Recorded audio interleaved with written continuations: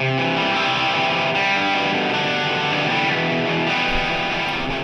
and welcome to another Happy Panda Toys YouTube video. My name is Rich. My name is Ilanit. And I'm Ben. Today we're going to be reviewing the General Tso's Nightmare. It's a new figure out by Frank Kozik and Kidrobot. We generally do 5 different categories in terms of how we critique the toy, and the first one is the concept. So you want to talk about concept, Ilanit? Sure. So this concept originated back in 2013, and Kozik was working with Big Shot Toys. Big Shot Toys is actually the one that ended up doing the sculpt on this. So I think the concept is pretty much self-explanatory. It's all in the name, General Tso's Nightmare. Obviously, it's not General Tso, it's the Colonel from KFC. I bet that was copywritten. They couldn't say Colonel Sanders' Nightmare and then they get sued. So it's General Tso, different military chicken man. So yeah, the chicken has come alive and it's life size and it's eating you instead of you eating the chicken. So that's the concept. I think it's a clever concept. I like it. I enjoy it. So I give it a 5. I'll have to give it a 5 as well. I do feel like this concept can be one of those like true art things where you can kind of have a little bit of interpretation to it. So there are interchangeable parts with like the interchangeable head, so it can kind of be the chicken. It says there can be only one on the packaging, so you have to choose, is it the chicken eating the human, or is it the devil human kind of destroying humanity with fast food? I think there are a few levels to this toy, so I'm going to give it a 5. All right. I'm going to give it a 4 on this one. It's kind of something we've seen from Ron English in a different vein, of course, but we've seen Ron English doing this ragging on fast food, war on sugar for a while now, and there's kind of been this whole fast food nation fad that's been going on. So yeah, it originated, what did you say, 2012? 2013, but I mean, I still feel like we're a little bit behind the mark coming out with it now for it to be in a super original idea. It's still cool though. I'm going to give it a 4. Cool. All right, next thing up is the packaging, which is lovely. It kind of replicates that KFC bucket. There's big iconography, the colors, and then you remove this slip and then you kind of see the figure inside. I think initially this was originally done because there was going to be a chase, but now the chase is just another colorway that's exclusive to Kidrobot. So I'd have to say 5. I know it's cardboard, which isn't really all that thrilling like you would see from Course Toys or other toy companies, but it's really unique. I mean, it looks like the Colonel. It's a bucketed chicken. There's really great graphics. It's very colorful. I will say this slipcover has tabs. If you try and open the tabs, you will tear it. I would say slip it upside down, the box, and then it slides right off. Otherwise, it's pretty awesome packaging. 5. I give it a 5 also. You look at the packaging and you know what to expect inside. It's satirical, it's funny. There's this great little skull and cross drumsticks on here. I just think it's what packaging should be. It's fun, it's clever, it's indicative of what's inside, and it's huge. I think it's a really cool concept to make it look like the chicken bucket, but on closer inspection, all the pieces to it, the logos look great, but the actual pieces themselves, they look kind of cheap. The way that the plastic insetting for the toy to actually set in, it doesn't fold into the thing. It leaves seams on the outside. If you're someone who wants to keep your toy displayed in packaging, it's kind of cool, but it does look fairly cheap. And again, we'll get down to this later with the value. The price point on this thing is kept low enough where I think that that's acceptable, but just from an overall view, I'm going to give it a 3. I dig. All right, so what's the next one? What do we do next? Translation. So how well the toy kind of goes from the concept into physical form. You want to start? Who wants to go first? I'll go first on this one. Honestly, concept to toy. How could you not give this a 5?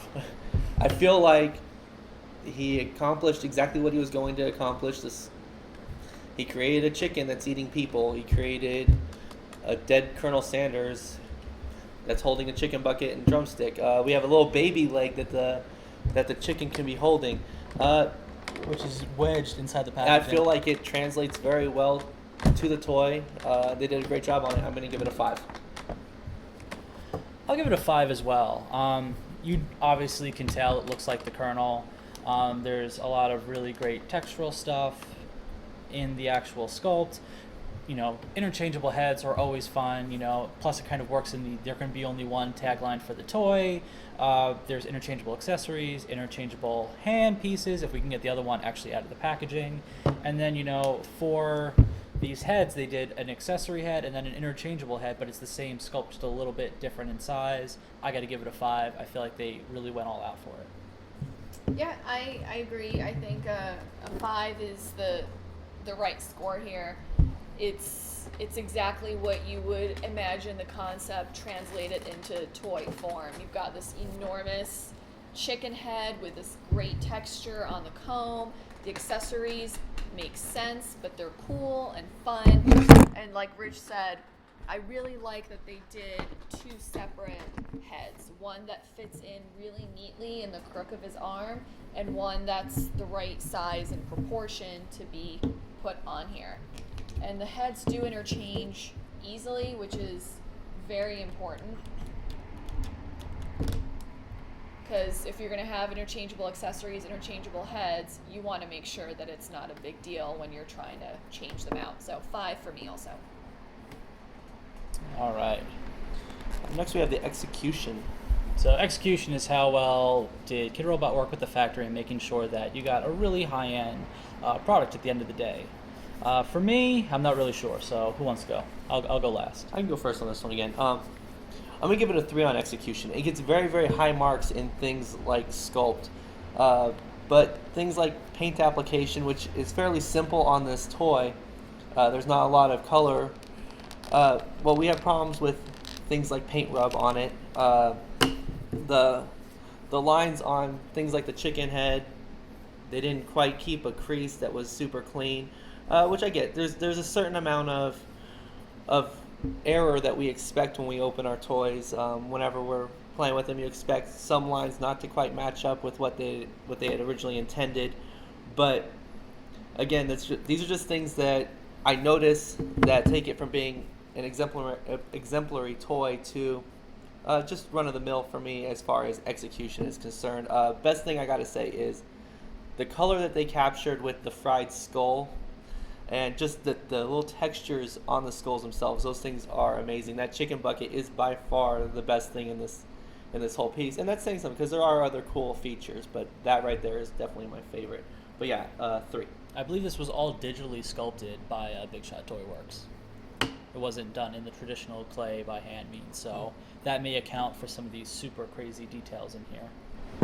I'm gonna go with a 3. I think it's okay. Again, when you have parts that are gonna go in and out of the arm and it's a tight squeeze, they did, actually make little cuts from the arm into the bucket and into the head. It still doesn't fit super well in there, and then when you try and remove the paint bucket, you get like a streak on the arm, and then you get a white streak on the bucket. The print padding on the bucket is fantastic. The colors are really great. I think the bleed on the comb is something that could be a little bit forgivable. I do like that they made a big head and a little head. This head is super hard to kind of get into this arm. It really doesn't fit into the grooves all that fantastically. And there are some small paint issues, which may have been when you try to get it out of the PVC box. I think it's really good. It's not perfect, but it's a good toy. It's not screwed up. I agree. I think it's a 3 in terms of execution.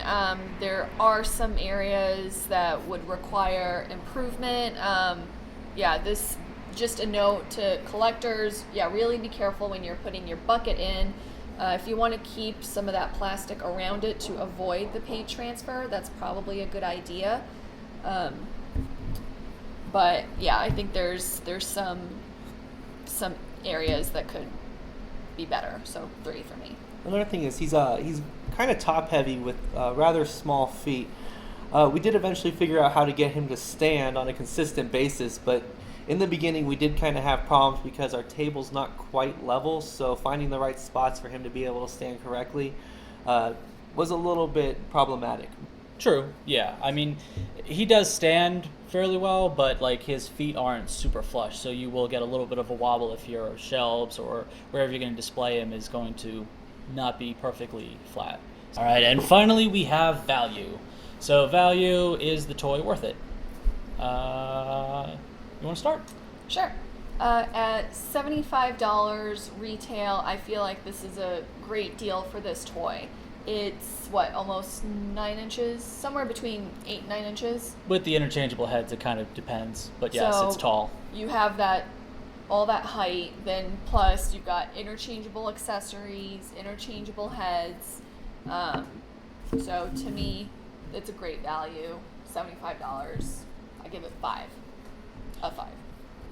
Yeah. You know what? I'm going to go with a 4. I think it is a very good value. I think, it's Frank Kozik. He does really great stuff. It's, a really high-end piece. It's really nice looking. It does have its flaws here and there.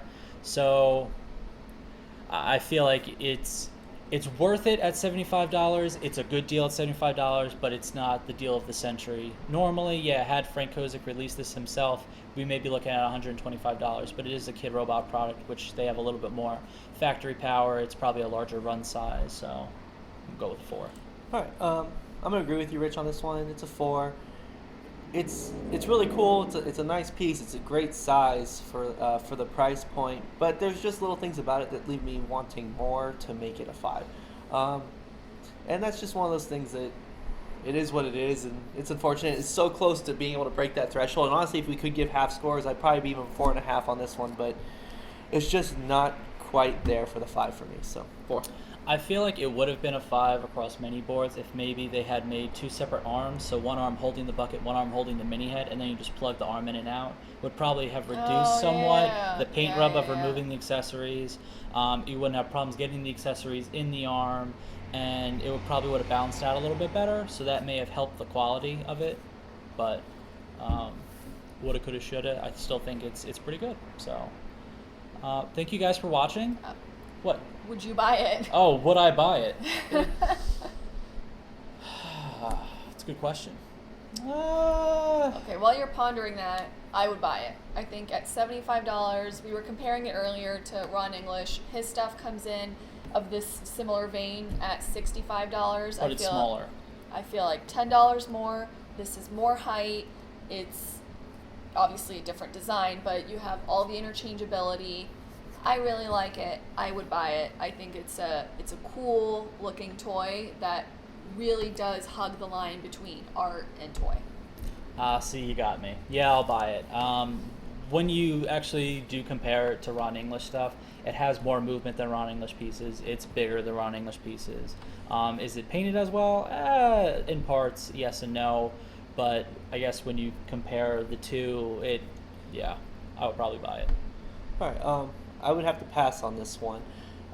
It doesn't fit with the rest of my collection, and my collection's at a point now where if it doesn't fit, I cannot get it because I don't have anywhere to put it. It'll sit in a box, and it'd be cool to have, but it'll probably never come out of that box, and it's not something I want to buy something just to put it away. So that's a good point.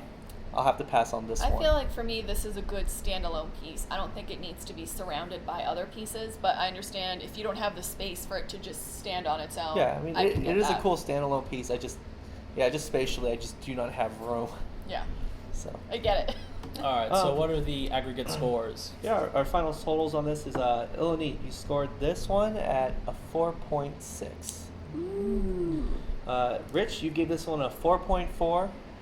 And I weigh in on this one at a 3.8. Wow. So your lowest ever rating. Yeah, I think that is I my think lowest. my highest ever. Yeah. Impressive. We're I completely at odds. It is still really high marks. Anything above a 3 would be at its money. So Yeah. anything weighing in above that is a really good score.